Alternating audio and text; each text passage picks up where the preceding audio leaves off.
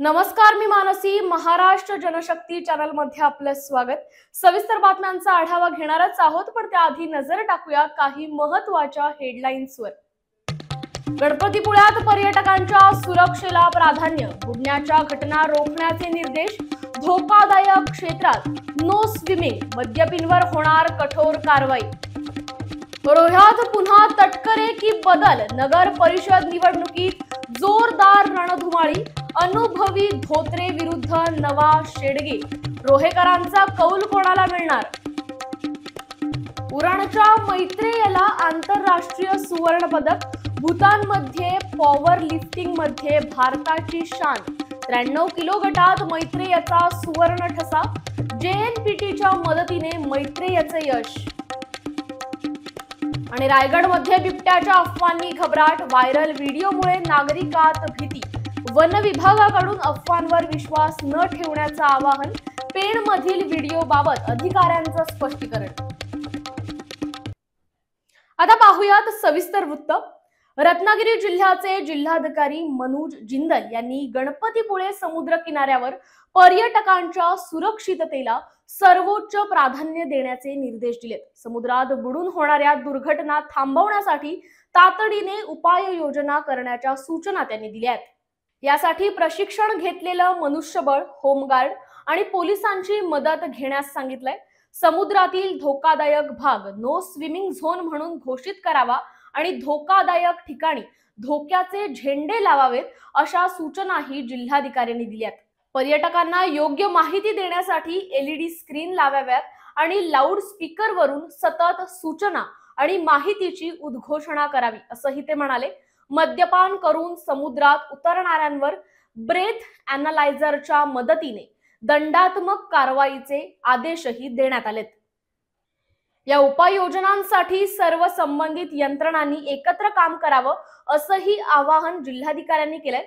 गणपतीपुळे येथे होणाऱ्या प्रत्येक पर्यटकाचा जीव वाचवणं आणि मृत्यूचं प्रमाण 0 करणं हेच आपलं उद्दिष्ट असल्याचं त्यांनी स्पष्ट केलंय. या संदर्भात जिल्हाधिकारी कार्यालयात एक महत्त्वाची बैठक घेण्यात आली आहे, ज्यात विविध विभागांचे अधिकारी आणि गणपतीपुळे देवस्थानचे प्रतिनिधी उपस्थित होते. राज्यात एकूण 246 नगर परिषदा आणि 42 नगर पंचायतींच्या निवडणुकांचं बिगुल वाजलंय. यामुळे रायगड जिल्ह्यातील राजकारणालाही वेगळीच गती मिळाली आहे. विशेषतः गेली अनेक दशकं राष्ट्रवादी काँग्रेसचे प्रदेशाध्यक्ष आणि खासदार सुनील तटकरे यांचा बालेकिल्ला मानल्या जाणाऱ्या रोहा अष्टमी नगर परिषदेची निवडणूक यावेळी लक्षवेधी ठरतेय.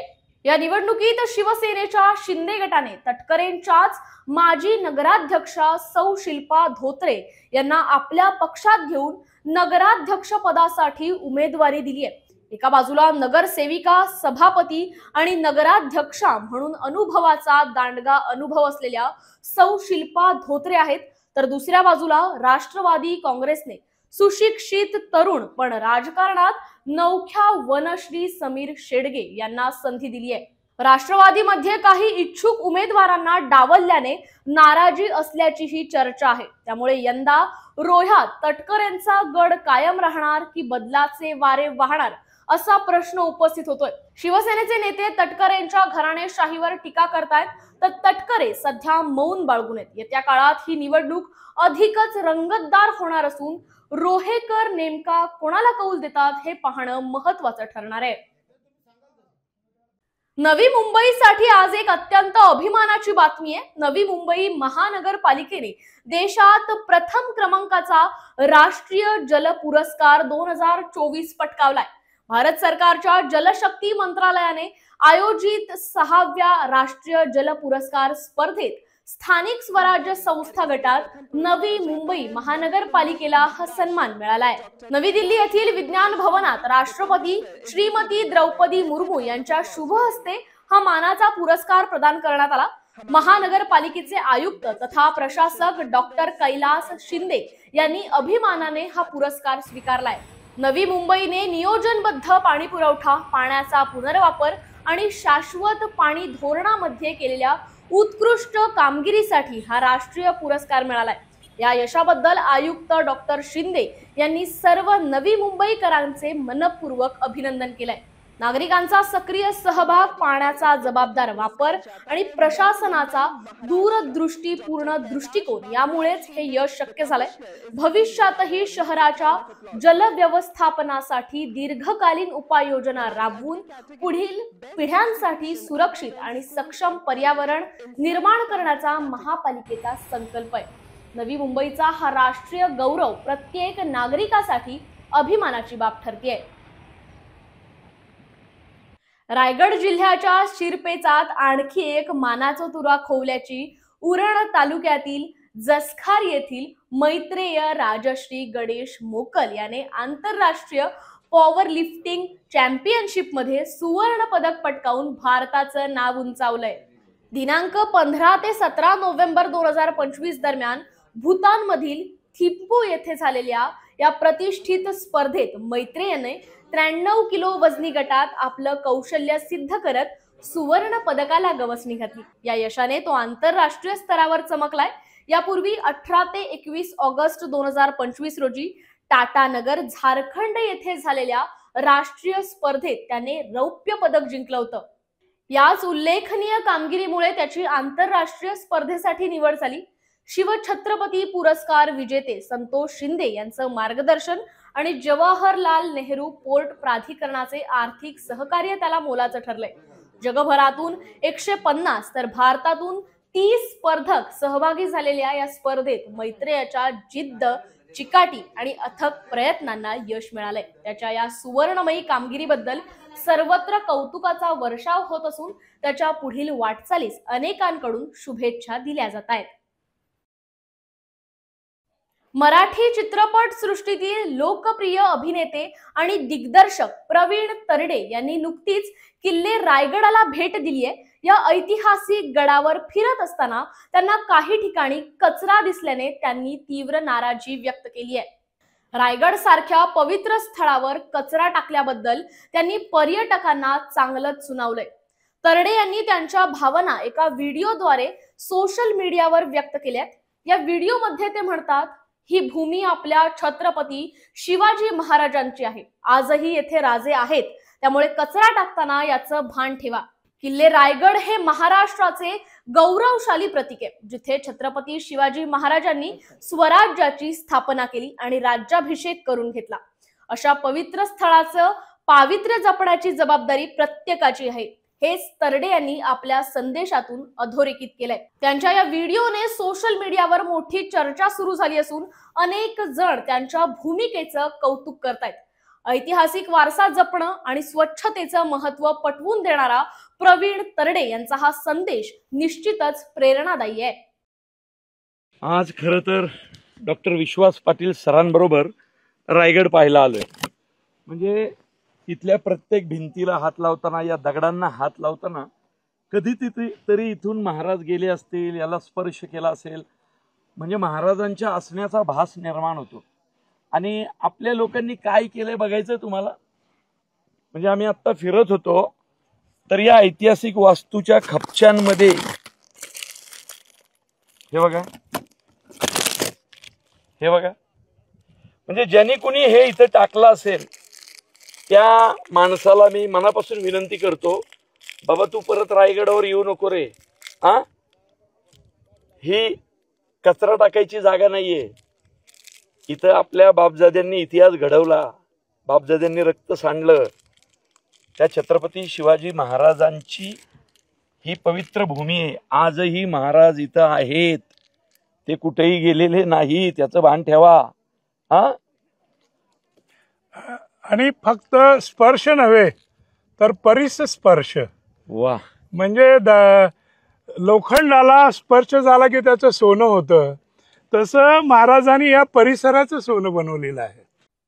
रायगड जिल्ह्यातील पेण येथील सुमतीबाई देव विद्यालयात नुकताच ज्ञानेश्वरी पठण कार्यक्रम मोठ्या उत्साहात पार पडला। सकाळ ANI आणि सकाळ भक्ती शक्ती व्यासपीठाच्या वतीनं संत ज्ञानेश्वर महाराज संजीवन समाधी उत्सवाचं औचित्य साधून या विशेष उपक्रमाचं राज्यभर आयोजन करण्यात आलं होतं। त्याचाच एक भाग म्हणून पेणमध्ये हा सोहळा संपन्न झालाय। या कार्यक्रमाचा मुख्य उद्देश विद्यार्थ्यांना संत ज्ञानेश्वरांचे विचार, ज्ञानेश्वरीतील मूल्य आणि मराठी भाषेचा अभिमान शिकवणं हा होता. इयत्ता 5वीतील विद्यार्थिनी स्पृहा सागर मोडक हिने यावेळी संत ज्ञानेश्वरांच्या भूमिकेत ज्ञानेश्वरीचं पारायण केलंय. तिच्यासह शाळेतील इतर विद्यार्थिनीही मोठ्या उत्साहात यात सहभाग नोंदवलाय. विशेष म्हणजे अनेक चिमुकले विद्यार्थी वारकरी संप्रदायाच्या पारंपरिक वेशभूषेत आले होते, ज्यामुळे कार्यक्रमाला एक अनोखी शोभा आली. शिक्षिका नीता ठाकूर यांनी विद्यार्थ्यांना ज्ञानेश्वरीतील ओव्या आणि वारकरी संप्रदायाविषयी सखोल माहिती दिली. मुख्याध्यापक संदीप भोर, प्रशासन अधिकारी RR पाटील यांच्यासह शिक्षक आणि शिक्षकेतर कर्मचारी यावेळी उपस्थित होते. विद्यार्थ्यांच्या उत्स्फूर्त प्रतिसादाने हा संस्कारक्षम कार्यक्रम यशस्वी ठरलाय. रायगड जिल्ह्यातील शेतकऱ्यांसाठी धक्कादायक बातमी समोर आली आहे. महाड तालुक्यात हजारो शेतकऱ्यांची पीक विमा कंपन्यांकडून मोठी फसवणूक झाल्याचा गंभीर आरोप करण्यात आलाय.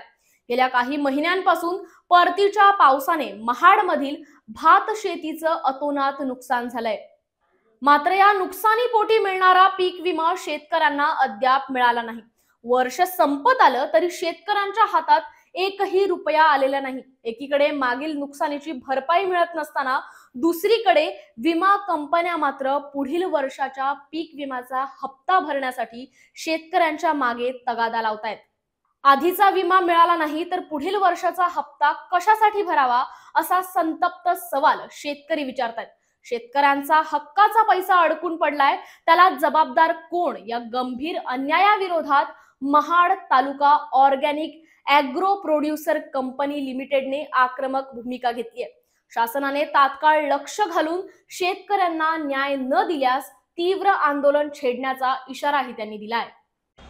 शासनाने ह्या वर्षी आंबा उत्पादकांचे जे विमा कंपनीने शेअर्स हे केलेले आहे, विमा उतरवलेला आहे आणि त्या विमाची रक्कम फक्त रायगड आणि पालघर जिल्ह्याला अजून आजपर्यंत शेतकऱ्यांना मिळालेली नाही. बाकी सगळ्या जिल्ह्यांमध्ये शासनाने ही रक्कम दिलेली आहे, विमा कंपनी दिलेली आहे. रायगडमध्ये जी रक्कम आहे विम्याची ती 143 प्रमाणात ती विमा कंपनी आमच्याकडनं घेते आणि संरक्षित रक्कम जी आहे ती त्यांची ठरलेली आहे त्याप्रमाणे ती, पण सगळ्यात जास्त रक्कम रायगड जिल्ह्यामधून ती कंपनी आमच्याकडनं वसूल करते घेते. आणि नुकसान भरपाई देताना आजपर्यंत आता हा नोव्हेंबर महिना उजळला तरी दुसरा विम्याचे पैसे भरणा सुरू झालेला आहे. ह्या 30 तारीख लास्ट आहे त्याची, तरी मागच्या आर्थिक वर्षाचे पैसे विमा कंपनीने आम्हाला दिले नाही. शासनाकडे आमची अशी मागणी आहे आणि संबंधित मंत्री महोदय गोगावले साहेब त्यांच्याकडे हे खातं आहे फलोत्पादन, त्यांनाही आम्ही निवेदन दिलेलं आहे, शासनाला निवेदन दिलेलं आहे की ही शेतकऱ्यांची जी रक्कम आहे त्या गोरगरीब शेतकऱ्यांना ही रक्कम ताबडतोब त्वरित मिळावी अशा प्रकारची आम्ही मागणी करतोय. आणि जिल्ह्यामध्ये अनेक कंपन्या करत आहेत तरी रक्कम वेळेमध्ये शेतकऱ्यांना मिळाली नाही, तर शेतकरी कंपनीचे सगळे प्रतिनिधी या ठिकाणी आंदोलन करण्याला तयार झालेले आहेत आणि ते आम्ही निश्चितपणे करणार. पेण नगरपालिकेच्या नगरसेवक निवडणुकीतून एक महत्त्वाची बातमी समोर येते. रामवाडी येथील प्रभाग क्रमांक 9 मधून राष्ट्रवादी काँग्रेसच्या वसुधा पाटील यांची बिनविरोध निवड झाली आहे. नगरसेवक पदासाठी अर्ज दाखल करण्याच्या शेवटच्या दिवसापर्यंत प्रभाग 9 मधून वसुधा पाटील यांच्या विरोधात एकाही उमेदवाराने आपला अर्ज दाखल केला नाही. राष्ट्रवादी काँग्रेस आणि महायुतीच्या अधिकृत उमेदवार म्हणून त्यांनी अर्ज भरला होता, त्यामुळे त्यांच्या बिनविरोध विजयाचा मार्ग मोकळा झालाय. या विजयाबद्दल त्यांचं सर्वच स्तरातून अभिनंदन होतंय. राष्ट्रवादी काँग्रेसचे प्रदेशाध्यक्ष आणि रायगडचे खासदार सुनील तटकरे, मंत्री अदिती तटकरे, माजी आमदार अनिकेत तटकरे यांच्यासह अनेक प्रमुख नेत्यांनी वसुधा पाटील यांना शुभेच्छा दिल्यात. यावेळी बोलताना वसुधा पाटील यांनी पेण शहरातील जनतेचे आभार मानले. जनतेच्या प्रेमामुळेच त्यांना 5 वेळा सेवा करण्याची संधी मिळाली असल्याचं त्यांनी सांगितलंय. ही 6वी वेळ आहे जेव्हा त्यांची बिनविरोध निवड झाली. यावेळी त्यांनी आपल्या इतर उमेदवारांनाही भरघोस मतांनी विजयी करण्याचं आवाहन मतदारांना केलंय. त्यांचे पती तुकाराम पाटील यांनीही विजयाबद्दल आनंद व्यक्त केलाय. माझ्या आई वडिलांनी तिला राजकारणात टाकला, तिथून जी परंपरा चालू झाली मग माझ्या आईवडिलांनंतर मी तिला समर्थपणे म्हणजे साथ देत राहिलो आणि त्याचा परिणाम म्हणून ती आता 6व्या वेळी बिनविरोध निवडून आली. जनतेने तर पूर्ण सहकार्य केलेलंच आहे आणि करतच आहेत. त्यांचं आमच्यावर प्रेम आहे, आमचंही त्यांच्यावरती प्रेम आहे आणि त्या प्रेमापोटीच हे सगळं घडत आहे. ह्याच्यामध्ये तटकरे साहेब, आदितीताई आणि अनिकेत भाई यांचा सुद्धा मोठा वाटा आहे. माझे मिस्टरांनी तर सांगितलेलं आहे, तुला जनतेने निवडून दिलेली आहे, तू घरात काहीही बघू नकोस, तू पहिला घरातून बाहेर जायचं, लोकांची कामं करायची.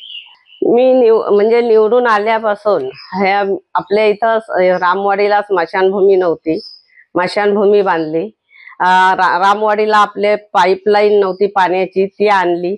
लाईटची सोय नव्हती, ती केली. आता सगळी गटार, रस्ते, हे सगळी कामं मी केली, विकास कामं. आता शिवाजीनगरमध्ये पण पूर्ण मी रोड केलेत, शेड बांधले, पण साहेबांनी निधी देऊनच केले. तटकरे साहेबांचे उपकार आहेत. तटकरे साहेबांमुळेच मी ही कामं करू शकले. आता पुढची जी कामं आहेत, रिंग रोड आहे, रस्त्याला मोठे हे इकडून आता पोलची पण सोय झालेली आहे. तिथं सगळे खांबे उभे केलेत, आता पोल फक्त उभे करायचे आहेत, ती पण सोय झाली. शाळेचे तिथं हे केलंय, विसर्जन घाट बांधलंय, समाज मंदिर बांधलंय शिवाजीनगरला, हे सगळं मंदिर बांधलंय गणपतीचा, हे सगळं मी केलेलं आहे. कणकवली नगर पंचायत निवडणुकीतील एका महत्त्वाच्या घडामोडीने राजकीय वर्तुळात सध्या चर्चांना उधाण आलंय.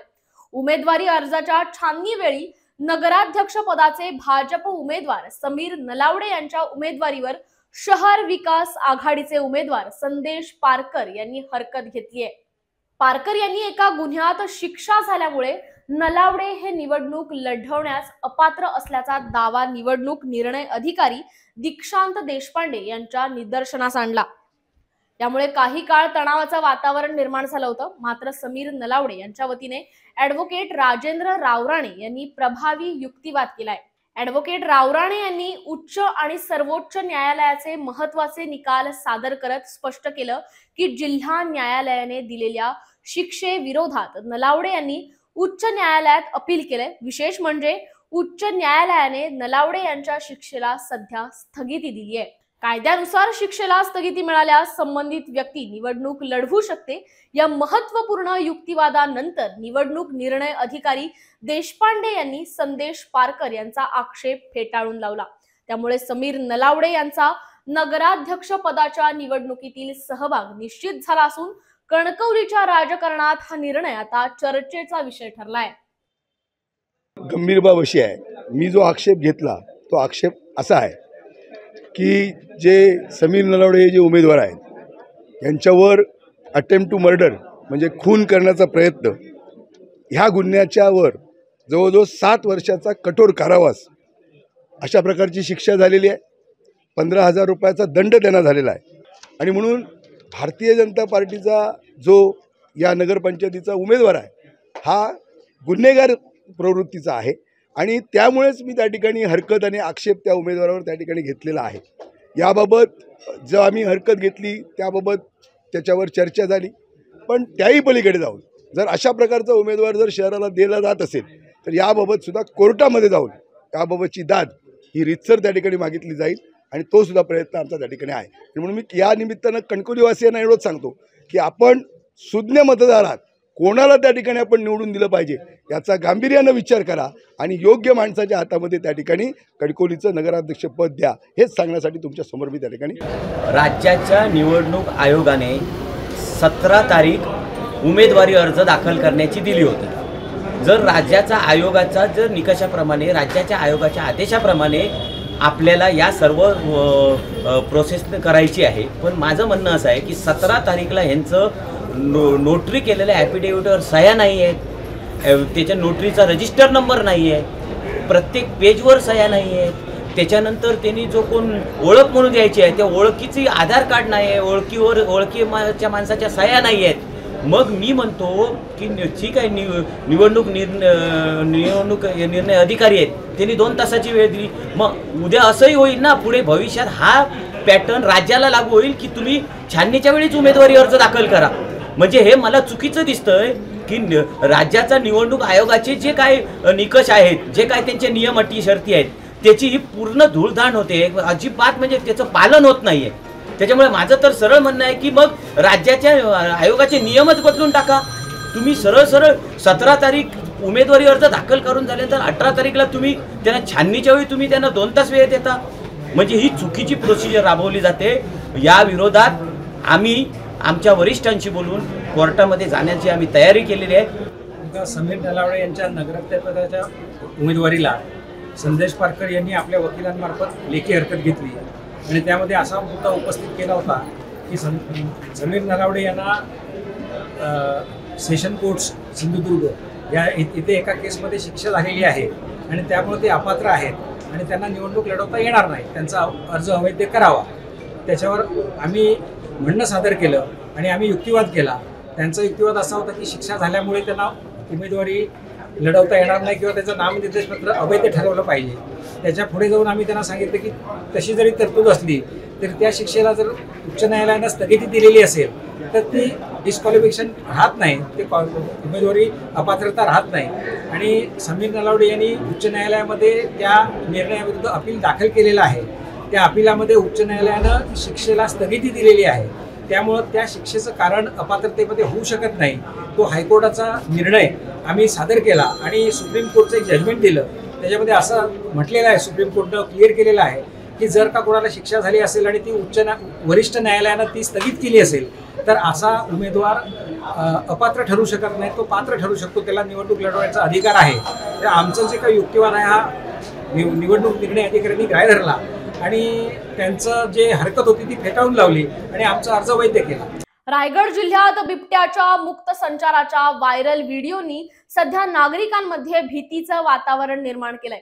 समाज माध्यमांवर असे अनेक व्हिडिओ मोठ्या प्रमाणात पसरतायत, ज्यामुळे नागरिक धास्तावलेत. पेण तालुक्यातील जिते उंबर्डे परिसरात बिबट्या रस्त्यावर मोकळेपणाने फिरतानाचा एक व्हिडिओ तुफान व्हायरल होतोय. यामुळे या भागातील रहिवाशांमध्ये मोठ्या प्रमाणात घबराट पसरली आहे. मात्र पेणच्या वन परिक्षेत्र अधिकारी सपना सोनार यांनी या व्हायरल व्हिडिओ बाबत एक महत्त्वाचं स्पष्टीकरण दिलंय. त्यांच्या माहितीनुसार हा व्हिडिओ पेण किंवा जिते उंबर्डे परिसरातील नाही. नागरिकांनी अशा कोणत्याही अफवांवर विश्वास ठेवू नये असं आवाहन वन विभागामार्फत करण्यात आलंय. वन विभागाला सहकार्य करावं आणि केवळ अधिकृत माहितीवरच विश्वास ठेवावा असंही स्पष्टपणे सांगण्यात आलंय. त्यामुळे नागरिकांनी संयम बाळगावा आणि कोणत्याही गैरसमजांना बळी पडू नये. दरचा जो व्हिडिओ आहे प्रसारमाध्यमामध्ये आता मोठ्या प्रमाणात तो व्हायरल होत आहे. तर त्याच्या संदर्भात आम्ही आमच्या परिक्षेत्रामध्ये म्हणजे पेण वन परिक्षेत्राच्या हद्दीमध्ये सगळीकडे तपास केला तर तो आमच्या परिक्षेत्रातला नाही आणि तो जर या परिक्षेत्रातला असता तर आम्हाला यापूर्वीच बातमी मिळाली असती आणि जरी यापुढे असेल समजा बिबट्याचा वावर या परिसरात तर आमच्या वन विभागाकडनं त्याचा तपास घेतला जाईल आणि तसं नागरिकांना आवाहन करून जागरूक केलं जाईल आणि सावधगिरीचा इशारा म्हणून सगळ्यांना काळजी घेण्यासाठी सांगितलं जाईल. तरी लोकांनी ज्या व्हायरल होणाऱ्या व्हिडिओ कडून जे अफवा पसरवले जात आहेत तर त्याच्यावरती विश्वास ठेवू नये आणि वन विभागाला सहकार्य करावे. वेळ झाली आजच्या बुलेटिनमध्ये इथेच थांबायची. धन्यवाद.